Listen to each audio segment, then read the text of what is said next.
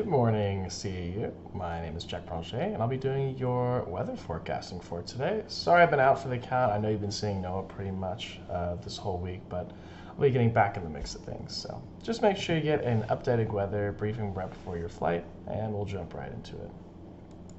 So, as you can see here, pretty typical. We still have that sort of residual smoke left over on the eastern side of California, up the coast, all the way through out of the mountains. We'll probably still see that mountain obscuration, maybe an IFR air met from all that smoke.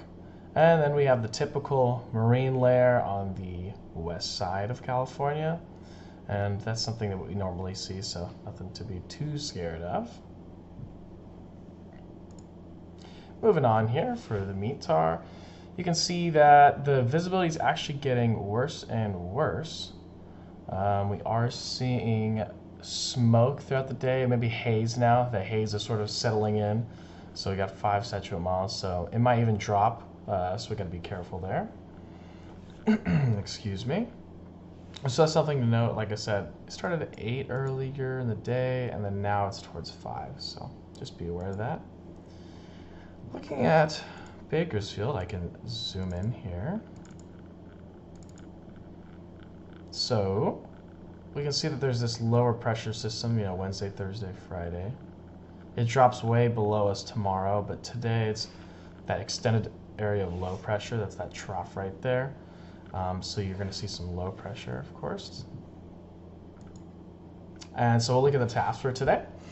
So for KBFL, we can see variable at 4 knots, 6 extra miles, smoke and haze. I mean, something we're going to be seeing quite a lot for a while. I think for the rest of the week we'll probably see something like that. Fresno, you can see though, it's 300 at 6 knots, and sky clear. Oxnard, we're going to see pretty light winds for the day. 2505 at 5, 300 at 7, variable at 3. And it looks like LAX is going to have a high of 12 knots later in the day. 6 knots here, 260, variable at 3 knots. So nothing too heavy for the day, which is pretty nice.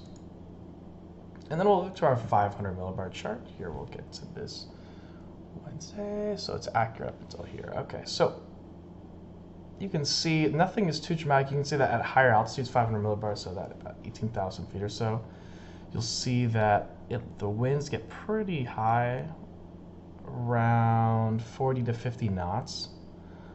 But fortunately, we're not going too high in our airplanes, so nothing to worry about, but nothing too dramatic.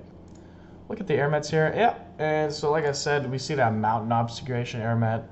All that smoke is just really bothering us. So we have the mountain obscuration, even a little bit of an IFR one. So that's something, if you're going to go up north, just make sure you're aware of that. And obviously the IFR air met up the coast too, so if you plan on going somewhere on the coast, that'll affect you. So now we'll look at some wind. Oh, that's interesting. I haven't seen that. They actually have that variable speed set between 3 and 6,000.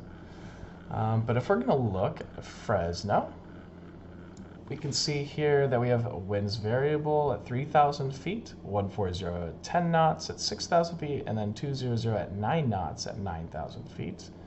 Another airport we frequently go to is Ontario, so that's about the same. Ontario has winds variable 3,000, 250 at 8 knots at 6,000, 220 at 13 knots at 9,000. So pretty typical.